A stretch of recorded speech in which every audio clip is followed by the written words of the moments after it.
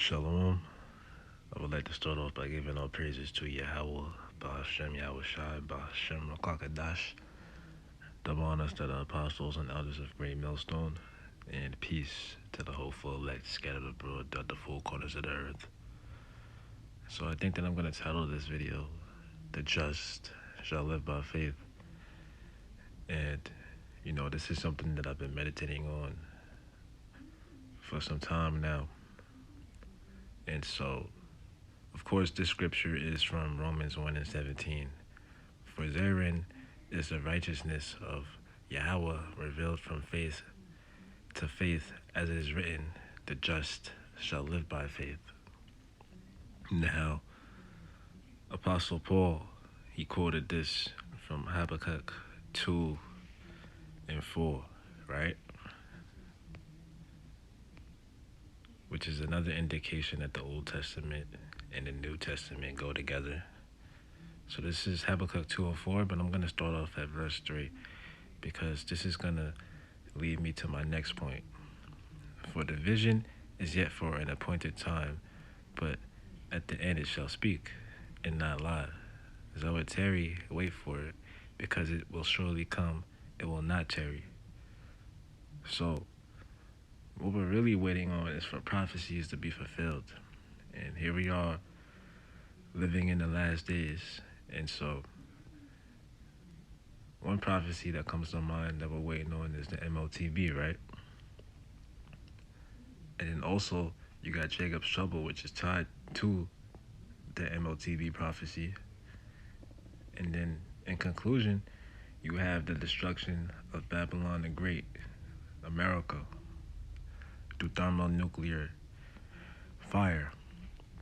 And so we've been waiting patiently for these prophecies to come to pass.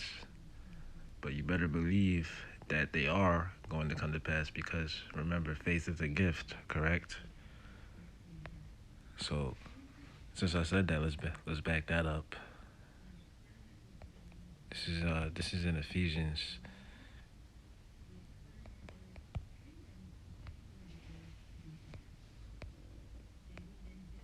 Ephesians 2:8. For grace ye saved through faith, and that not of yourselves, it is the gift of the Most High. So faith is a gift. It is something that a lot of people lack in this world. You could read these scriptures, you could break down these prophecies to somebody plain as day, and they could still be in a place where they don't see it or that they don't believe that it's going to come to pass, because you have people that are really hung up on the fashions of this world. But this, as it is written, the fashions of this world are going to pass away. So what is the point of holding on to something that's not going to stand the test of time? You understand? So let's go back to Habakkuk. Habakkuk 2:4. Behold, his soul which is lifted up is not upright in him, but the just shall live by faith. So who is the one whose soul is not lifted upright in him? That's Esau, the Edomites. Now, Job 9:24 says that the earth is given into the hand of the wicked. And so you have to acknowledge who is ruling the world today. It's not Jacob. It's not the Israelites.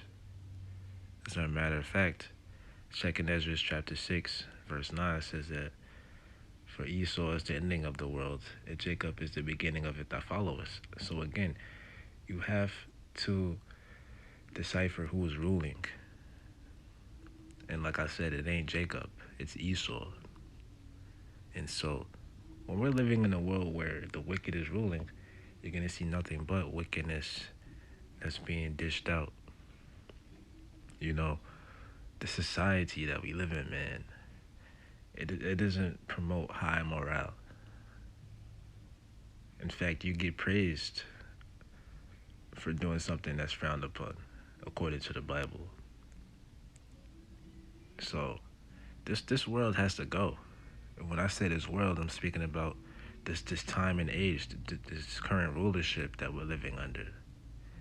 Because it's time for Jacob to stand up and wake up and realize who the true power is, man, who the true God is.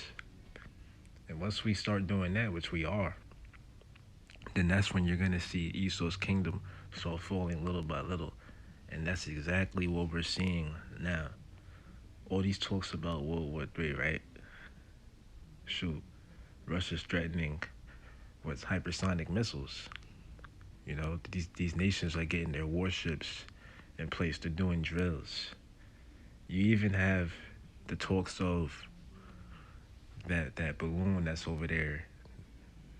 That's over there in I forget which state, but it's somewhere in Middle America, and they say that it's a Chinese spy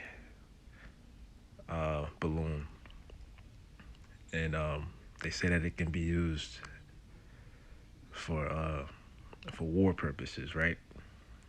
Just to keep it simple. And so America is losing its power. You know, it's losing its good perception from others. You know, you have a lot of countries out there that really don't like America, and they want to see this place fall.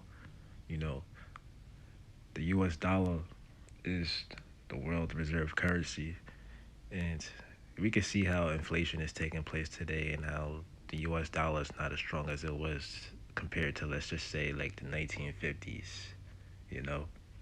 So the U.S. dollar is holding back other countries' currencies. And it doesn't help that the money was taken off the gold standard years ago. So when currency is not backed by gold, something tangible, then you're creating the ecosystem for inflation. So what we're seeing today is not a surprise. Like I said, America is falling little by little, and it's been going down as we've been waking up, man. The Great Awakening. So the time is gonna come where this place is gonna be complete. You know, it's gonna be wiped out. So that's what we're waiting for. Like I just read in Habakkuk 2, verse 3. You know, we're waiting for these prophecies to come to pass. And they're not far off. So, brothers and sisters out there, you know, you got to keep the faith. This is a reminder to keep the faith because you don't want to fall off now. But of course, if you do fall off, it's because it was meant for you to fall off. You know, everything is destined. So let me read verse 5. Yea, also because he transgresses by wine, he is a proud man, neither keepeth at home, who enlarges his desire as hell, and as death, and cannot be satisfied, but gathered unto him all nations, and heapeth unto him all people. So again, this is speaking about Esau, the Edomites. And so, something that has to come to mind is the fact that America is a melting pot. You know, you can find all nations that are within America. And again, you know, America has its alliances with countries around the world. You know, you have to take into account NATO and the EU. And so that's a powerful alliance. But, you know, it's ironic. You know, the very thing that Esau loves and has put together is going to be the same thing that contributes to his demise. Because, like it says in Revelation chapter 17, they shall hate the whore. So that great whore, all right, speaking about America. America is the daughter, the product of Great Britain. And you know, that's in history. And so, you got a lot of people that aren't privy to the fact that um, the United Kingdom is pulling strings behind the scenes because that's where the world elites reside. That's where they're from. These elite families that have heaped unto themselves riches that they stole from people around the world. All right, they have gold, they have land, all these tangible goods and assets. And so, how did they get it? Right? They got it from stealing. You know, putting pain upon others. And so, the scriptures say that you reap what you sow, man. So these people that have committed atrocities throughout history and throughout time, they're gonna have to pay for what they've done, especially for the things that they've done against the Israelites. Because the scriptures say that the Israelites are the apple of the Lord's eye, the chosen people. And if you don't know who the Israelites are, man, keep searching. Because it should be obvious. So anyway, next scripture. Wisdom of Solomon, chapter 3, verse 14. And blessed is the eunuch. And a eunuch is someone who voluntarily abstains from marriage. Someone that doesn't deal with women. And so you have people, prominent figures in the Bible who didn't deal with women. Apostle Paul is one that comes to mind. And so when you don't deal with women, you have more time to focus on whatever it is that you're trying to cultivate. And Apostle Paul, his main mission was the ministry, serving the Most High through Yahushua.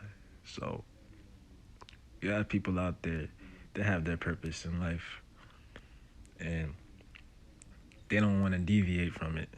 They can't deviate from it.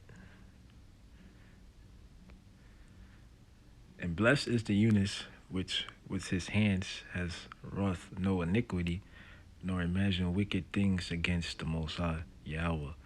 For unto him shall be given the special gift of faith, an inheritance in the temple of the Lord, more acceptable to his mind. So again, faith is indeed a gift. And think about it.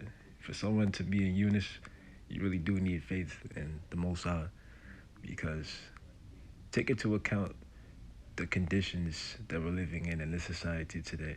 It can be very frustrating. And so one could say that it would be ideal to find a woman to deal with, and then it can help comfort you and relieve your frustrations. However, living in the times that we're living in today, women, they're not in their right mind. And it's almost as if you're better off being a loner and, not dealing with women. Because, for one, these women are ran through, they've been with multiple men in their lives. And society doesn't really help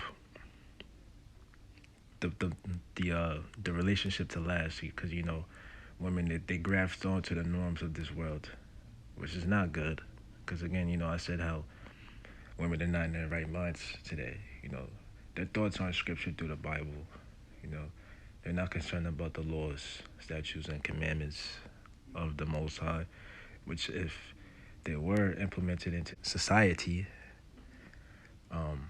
we would find ourselves in less bad situations, right? And so, what we're seeing is a world of chaos, from our people to our women to just, our ways of life, man. And so, again, that's the importance of why this world has to pass away, because this life that we're living really is hell. I mean, if you really want to stay in this world and play this game, you're going to find yourself tired, man. Tired, depressed, and just deflated. But for some people, it takes longer for them to see that fact than it does for others. So anyway, I'm gonna end off on that. Hope y'all found this video edifying. Shalom.